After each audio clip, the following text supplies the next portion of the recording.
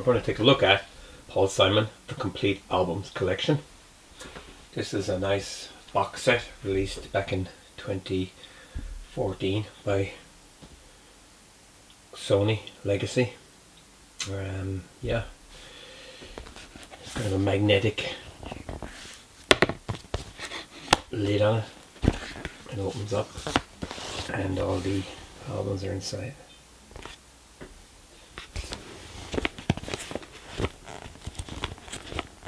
This one, it's not that easy to get now, and on the used market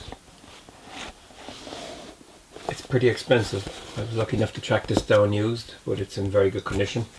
The box is a little bit scruffy and a little bit grubby, but other than that it's not bad. I can't complain. This is the booklet, the albums.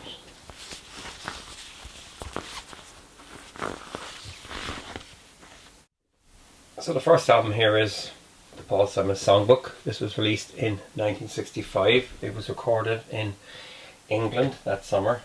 Simon had been travelling over and back to England and playing in folk clubs. He was really influenced by British folk back then. The first Simon and Garfunkel album had been released in the US before this, and some of the songs here are on that too. I am a rock, leaves that are green, the church is burning, April come she will. Also The Sound of Silence, that was on their debut, but it wasn't a big massive hit until it was re-recorded with drums and bass and electric guitars. Most Peculiar Man, He Was My Brother. Kathy's Song, that was Paul's girlfriend I think during this period, and that is her on the cover. So it's just Paul and an acoustic guitar, so it's pretty minimal stuff. Next up is Paul's first proper solo album that was released in 1972. Himself and Garfunkel had more or less parted ways after Bridge Over Troubled Water, and some nice stuff on this. You know, Mother and Child Reunion, bit of reggae. Duncan, that has kind of a Chilean flavour again, like I'd rather be a hammer than a nail. What's that song called? El Condor Pasa.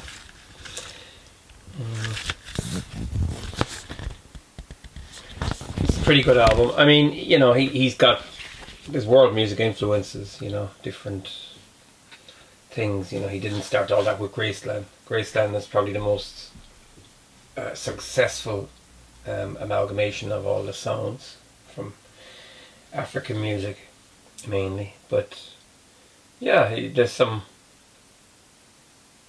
influences here, you know, Latin influences and stuff. Me and Julio Down by the Schoolyard is on this as well. I remember these when I was a kid. I remember that as a single. I liked it. That's gone back. I was only 3 or 4. His songs, kind of every time a single came out, they were the only songs that I could actually, I can't explain it. They were kind of mature and they were speaking to me even though I was only a kid. And yeah, so his stuff is just timeless and really, really, really special. Next up is There Goes Ryman Simon. This was released in 1973. It's kind of a step up from his first solo album, really. Great music on this one.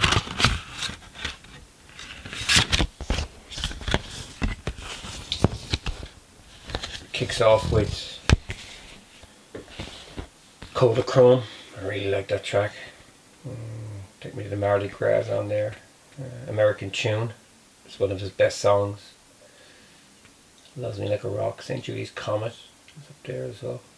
There's bonus tracks on these CDs as well. I meant to add just demos and stuff like that. So it's definitely worth getting your hands on this box set. if you like Simon's music.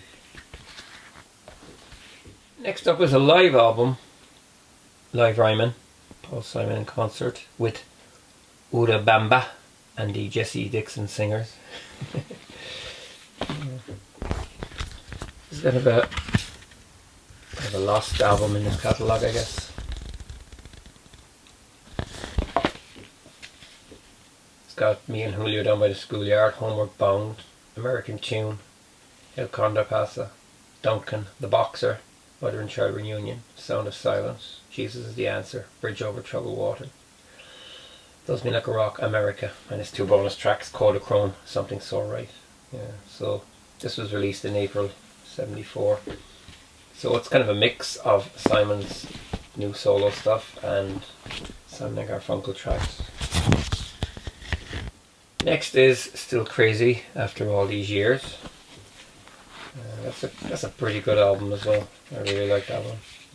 Next got My Little Town on it with Art Garfunkel, and that is a fantastic track.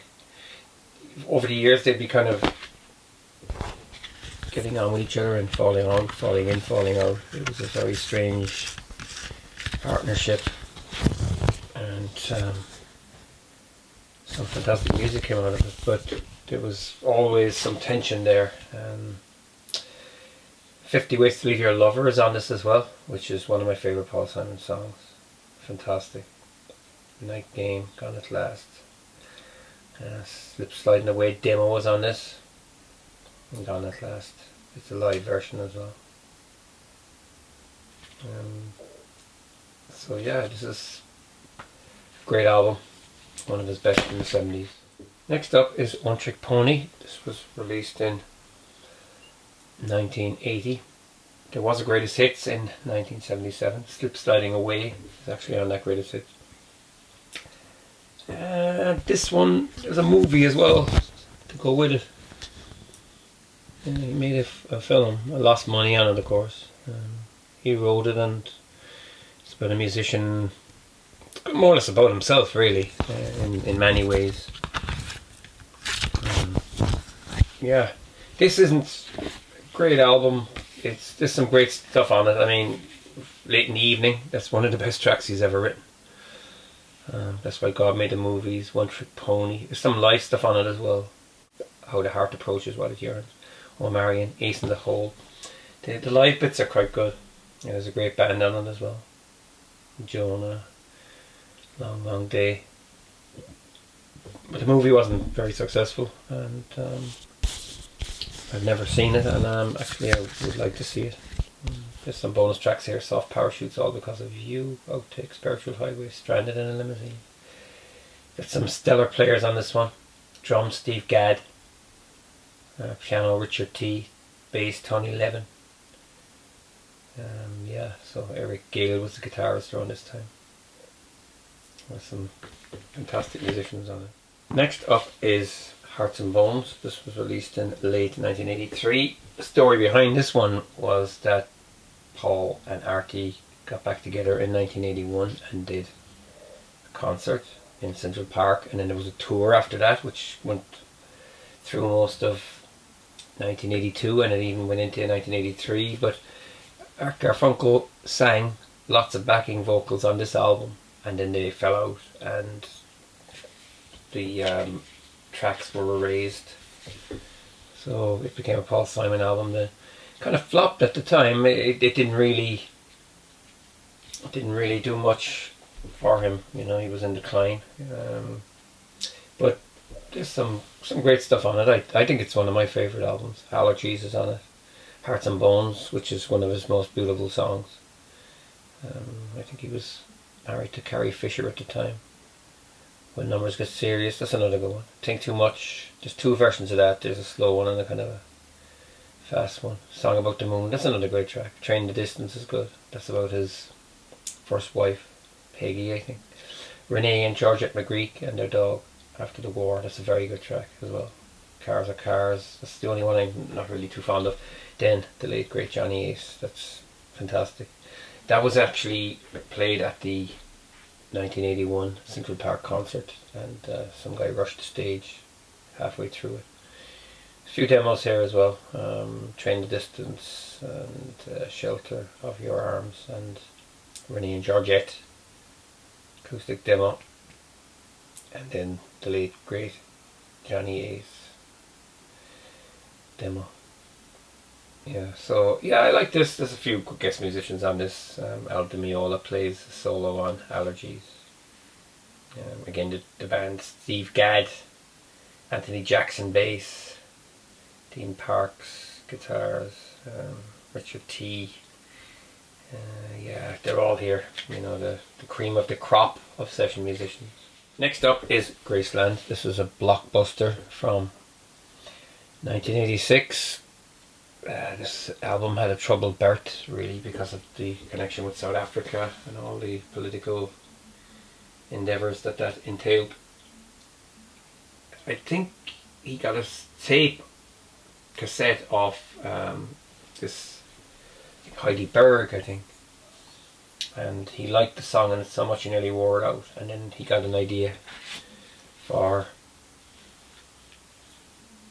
integrating African style music with his own music. He was kind of having writer's block at the time, the couple of years before, and he wasn't having any success. But Graceland is really, it's really the kind of jewel in the crown, I guess. The Boy in the Bubble, fantastic. Graceland itself, brilliant. I Know What I Know, Gumboots, Diamonds on the Soles of Her Shoes, You Can Call Me Al, another great track. Under African Skies, Homeless, Crazy Love, That Was Your Mother, All Around the World, The Myth of Fingerprints. Those last two tracks are actually not African at all. One is from kind of Central America and the other one is kind of a what can I say, an Cajun style track. And then there's bonus tracks here: Homeless, Diamonds in the Soles of Her Shoes, All Around the World, You Can Call Me Al, Crazy Love, The Story of Graceland. I think this is the same as the CD now you buy in shops. It's the same track listing. But yeah, I mean, Graceland is as good as it gets, really. Yeah, very successful album. Next up is The Rhythm of the Saints. This was released in 1990. He was working on this for some time. This goes to South America, The Obvious Child. That was the track with the big drums on it. It's almost like an update of Me and Julio Down by the Schoolyard. It's a deep album. The first time you listen to it, it kind of goes over your head. It's only with repeated listens that it really sinks in, and then all of a sudden you have the rhythms and the songs in your head. It's quite somber. You know, it doesn't really, like I said, it doesn't grab you. I've listened to it the first few times. It's taken me years to get into it. It just kind of crawls in very, very slowly. It's not instant, we'll say, like Graceland or some of the other stuff. Can't run but the coast, proof, further to fly, she moves on.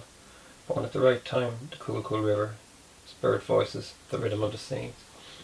There's a few demos on this as well, outtakes and stuff like that. But this is